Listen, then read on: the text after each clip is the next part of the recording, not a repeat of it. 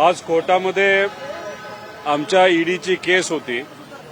मी असेल व आमच्याबरोबर अनेक असे लोक होते जे ईडीला समोर जात होते। त्याच्यामध्ये तुम्ही जर बघितलं असेल, जेव्हा मी स्वतः 800 किलोमीटर या महाराष्ट्रामध्ये चाललो होतो सामान्य लोकांचे प्रश्न घेऊन व या सरकारच्या विरोधात बोलत होतो। खरं तर या केसचं माझं तसं कुठेही काही लिंकिंग नव्हतं, पण मुद्दामून माझं नाव या केसमध्ये घेण्यात आलं होतं। ईडीली बऱ्याच वेळा तपास केल्यानंतर त्यांना सगळे पुरावे तिथं आम्ही दिले होते, पण कुठं ना कुठं ते राजकीय दबाव असल्यामुळे तिथे असणाऱ्या अधिकाऱ्यांना आम्हाला न्याय देण्यासाठी थोडीशी अडचण येत होते। कोर्टामध्ये गेल्यानंतर कोर्टामध्ये योग्य पद्धतीचा युक्तिवाद जेव्हा झाला तेव्हा कोर्टाकडनं आम्हाला न्याय मिळाला। त्यामुळे आज जज असतील व जी न्याय देवता आहे त्यांनी आम्हाला न्याय दिला, त्यासाठी मी मनापासून त्यांचा आभार व्यक्त करतो। ही सगळी घटना बघितल्यानंतर एक गोष्ट मात्र खरी आहे की सत्याला कुणी ना कुणीतरी दाबू शकतं पण पराजित करू शकत नाही। पण या सगळ्या प्रक्रियेमध्ये जो काही मनस्ताप झाला, मला असेल, माझ्या परिवाराला असेल, माझ्या मुलांना असेल, हा मनस्ताप खूप जास्त होता। तो त्या ठिकाणी आम्ही सहन केला, कारण का आम्ही कुठं ना कुठेतरी भूमिका ही पुरोगामी विचाराची त्या ठिकाणी करत होतो। त्यामुळे ह्या सगळ्या गोष्टीतून बाहेर येताना एक डायलॉग मात्र त्या ठिकाणी कुठेतरी बोलूसा वाटतो, तो म्हणजे हमको घायल किया इसलिए हम डर गए ऐसा नहीं, हम तो लढेंगे और जीतेंगे भी।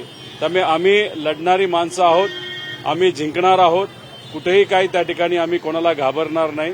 त्याच्याचबरोबर मला एवढंच सांगायचं आहे की ज्या पद्धतीची आत्ता आमची भूमिका आहे, ज्या काही भावना ईडीच्या वेळेस आम्हाला येत होत्या तशाच काहीतरी भावना दादांच्या बाबतीत जो काही तपास हा संत गतीने चाललेला आहे या बाबतीत आम्हा सर्वांना येत आहे।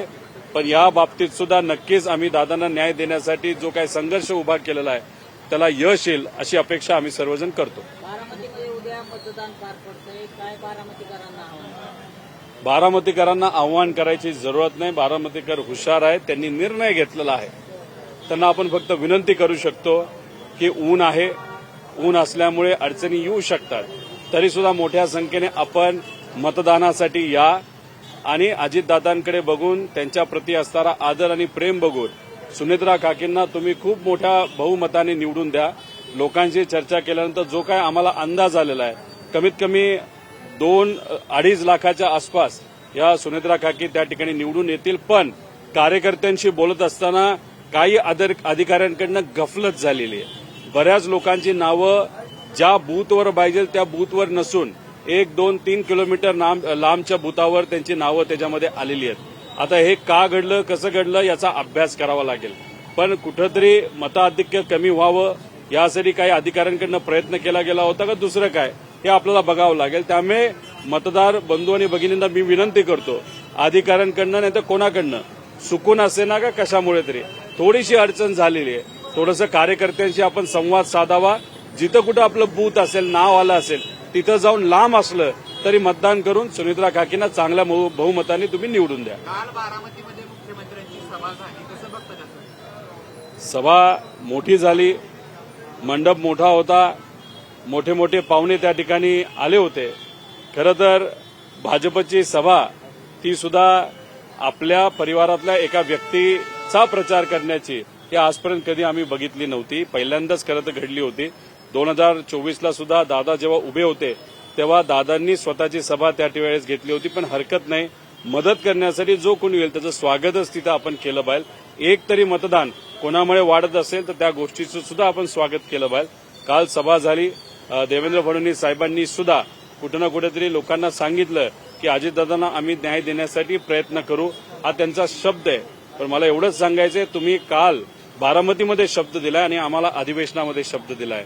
एप्रिल अखेरीस 10 मे पर्यंत दिलेला शब्द आपण पाळाल असा विश्वास या ठिकाणी व्यक्त करतो। पण 10 मे पर्यंत जर ज्या काही प्रक्रियेमध्ये तुम्ही गती आणणार होता, नाहीतर सीबीआयकडे जो तपास तुम्ही देणार होता, एफआयआर जो तुम्ही स्वीकारणार होता, या गोष्टी नाही झाल्या तर लोक मात्र महाराष्ट्राची शांत बसणार नाही।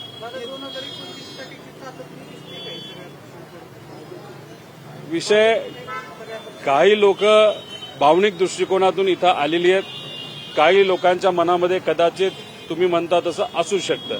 विषय एवढाच आहे, आपण कोणासाठी कशासाठी इथं आलेलो आहे हे महत्वाचं आहे. दादांकडे बघून, दादांच्या प्रती असणारा आदर आणि प्रेम बघून आम्ही सर्वजण इथं इलेक्शनसाठी, प्रचारासाठी त्या ठिकाणी आलेलो आहे. त्यामुळे आमच्या भावनेबद्दल तुम्ही विचाराल तर बारामतीकरांना जे आज दुःख आहे ते आम्हाला सुद्धा त्या ठिकाणी झालेलं आहे. त्याच्याचबरोबर दादांची क्षमता काम करण्याची तुम्ही बघितली तर आमच्यापेक्षा 10 पट जास्त होती. त्यामुळे बारामतीकरांनी पवार परिवारावर जे प्रेम केलंय, बारामतीकरांना येत्या काळामध्ये ज्या अडचणी येतील तर सुनेत्रा काकी दादांसारखं काम करतील असा आम्हाला विश्वास आहे. पार्थ असेल, जय असेल, सुप्रियाताई या इथल्या खासदार आहेत, त्या स्वतः युगेंद्रनी आम्ही अजितदादांची जागा कुणीच घेऊ शकत नाही, पण बारामतीकरांना सेवा देण्यासाठी पवार परिवाराच्या वतीने आम्ही सर्वजण नक्कीच त्या ठिकाणी कटिबद्ध आहोत. काल मुंबईत रॅली काढण्यात होती, त्यावेळेस देखील वाहतुकीची कोंडी झाली, त्यावेळेस एका महिलेने महाजनांना सुनावलं. काय कसं पाहता? तर बघा, तुम्ही समजून घ्या की महिला आरक्षणाचा मुद्दा खरं तर चर्चेत यायलाच नको पाहिजे होता. कारण 2023लाच महिला आरक्षण हे दिलं गेलं आहे, ते सुद्धा पार्लमेंटमध्ये बहुमताने. 2 जणांनी फक्त मतदान केलं नाही, MIMली. बाकी 100%, बाकी इतर 100% खासदार हे काँग्रेस, आमच्या पक्षाचे, सत्तेतले, विरोधातले सगळ्यांनी मतदान करून 2023ला महिला आरक्षणाचा जे काही बिल होतं ते पास केलेलं आहे. पण काही दिवसांपूर्वी महिलांचं नाव पुढे करून डिलिमिटेशन कायदा आणि खासदारांची संख्या वाढवण्याचं बिल जे आणलं होतं लपून छपून, ते मात्र इंडिया आघाडीने हाणून पाडलं. हे लोकांना कळालेलं आहे. लोकांना हेही कळालेलं आहे. लोकांमध्ये खास करून ही चर्चा आहे की भाजप हारलेलं आहे, भाजपचा अहंकार हारलेला आहे. पण होतं कसं, दिल्लीतून आदेश आला तर राज्यातल्या नेत्यांना स्वीकारावा लागतो. 2 दिवसापूर्वी देवेंद्र फडणवीस साहेबांना मुख्यमंत्री म्हणून इतर राज्याच्या मुख्यमंत्र्यांना जसं सांगितलं होतं, त्यांनाही सांगितलं प्रेस घ्या, तुम्ही बोला. ते बोलले, त्यांची चूक नाही. टूलकिट वरून आलं, ते बोलून गेले. आणि काल आदेश आला की आंदोलन करा. आंदोलन करायला तुम्ही गेला, 3-3 तास जर रस्ता थांबवत असाल, कुणी आजारी असतं, कोणाची शाळेत जाऊन मुलांना घ्यायचं असतं, सामान्य लोकांच्या या अडचणी तुम्ही बघितलं नाही. राजकारण तिथं करायला लागला. त्याच्यातच एक महिला तिथं येऊन लोकांची भूमिका तिथं त्या महिलेने मांडली आणि एका महिलेमुळे भाजपचा जो काही खोटा चेहरा होता, नाही तर खोटं आंदोलन त्या ठिकाणी केलं होतं, ते कुठेतरी त्याच्यावर पाणी पसरलं. त्यामुळे महिलेचे मी मनापासून आभार व्यक्त करतो की त्या लढल्या. त्यामुळे उद्या जाऊन असंच काय खोटारडेपणा भाजपकडनं सातत्याने होत राहिला, 1 महिना नाही, लाखो महिला रस्त्यावर येतील आणि या भाजपचा खोटा चेहरा लोकांसमोर उघड करतील. काही दिवसांपूर्वी पवारसाहेब ट्रीटमेंटला गेले होते. 4 दिवस झाले हॉस्पिटलमध्ये आहेत. कारण का अजितदादांचा ऍक्सिडेंट झाल्यानंतर, दादा आपल्यातून गेल्यानंतर दादांचं आणि साहेबांचं जे नातं होतं मुलाचं आणि वडिलांसारखं होतं. एवढ्या वर्षाचं नातं असंच कुणी त्या ठिकाणी विसरत नसतं.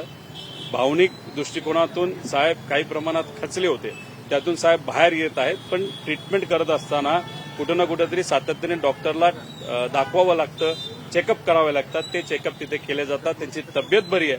फक्त डॉक्टरांनी एवढंच सांगितलंय की लोकात जाऊन तुम्ही म्हणजे जास्त लोकात जाऊ नका, प्रवास तुम्ही करू नका. त्यामुळे कदाचित उद्या पवार साहेबांना बारामतीमध्ये मतदान करायला संधी मिळत नाही असं मला त्या ठिकाणी वाटतं.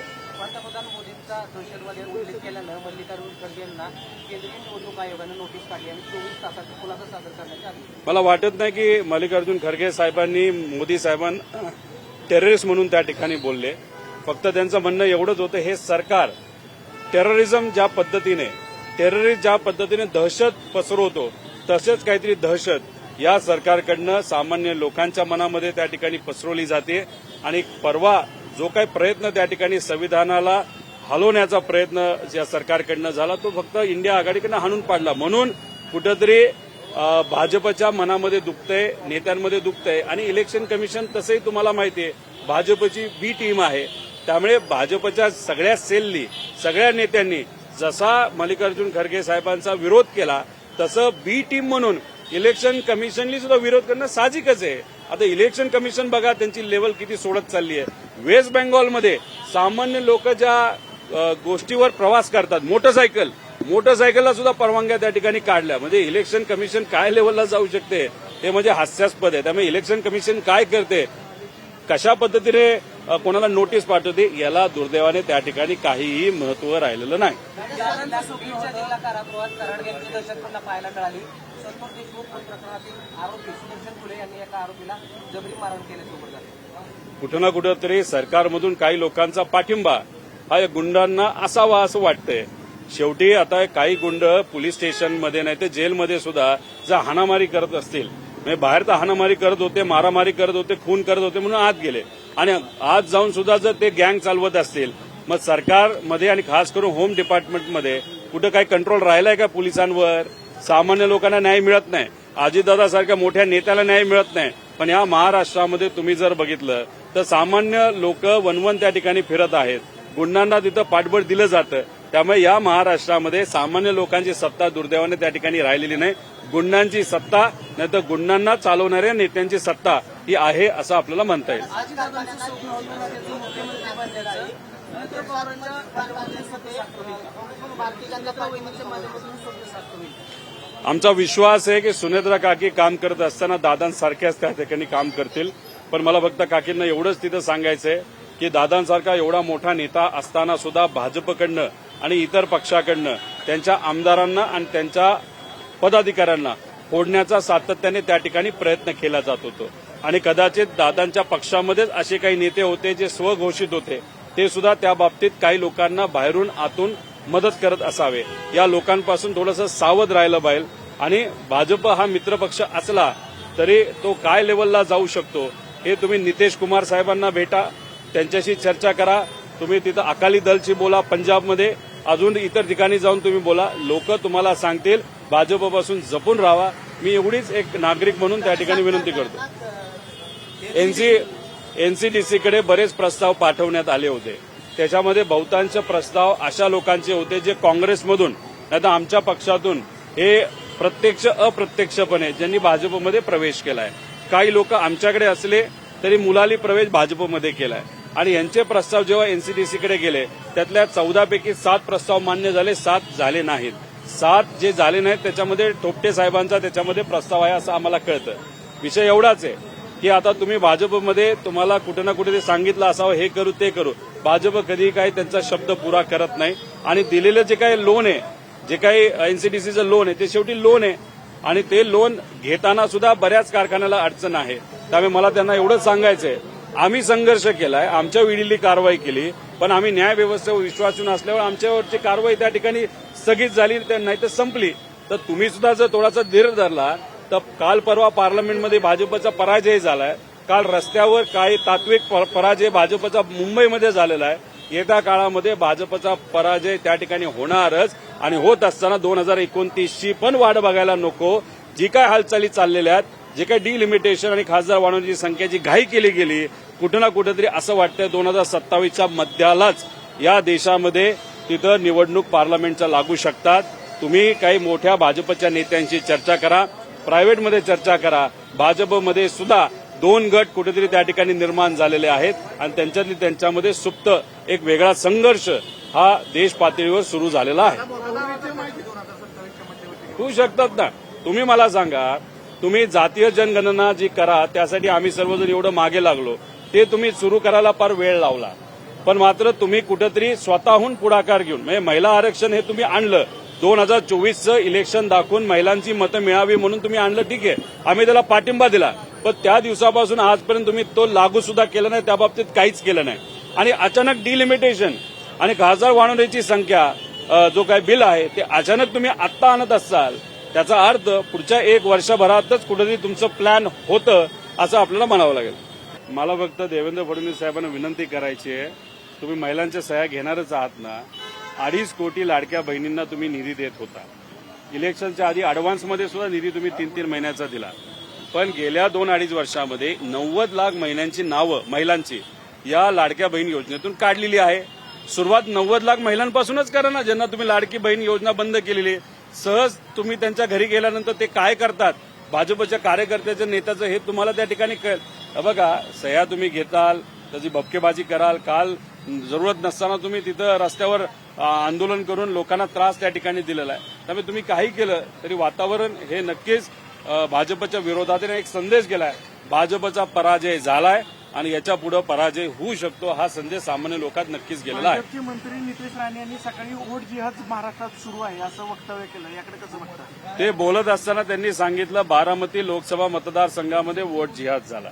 म्हणजे नितेश राणेंचं मत काय होतं की बारामतीकरांनी मतदान वोट जिहादाच्या अंतर्गत केलंय.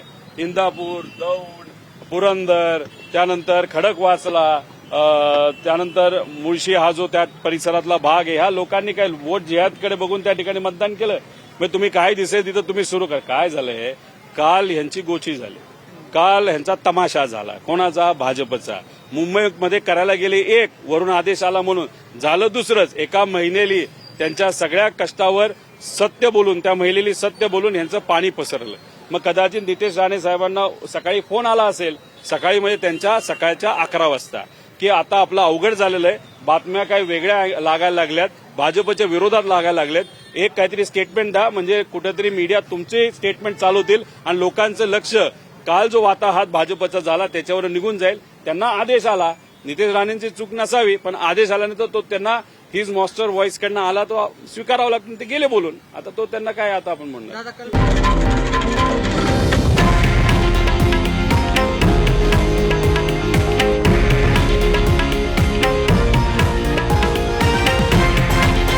हे आहे देशातील नंबर 1 न्यूज नेटवर्क आणि आपण पाहत आहात TV9 मराठी, एकमेव.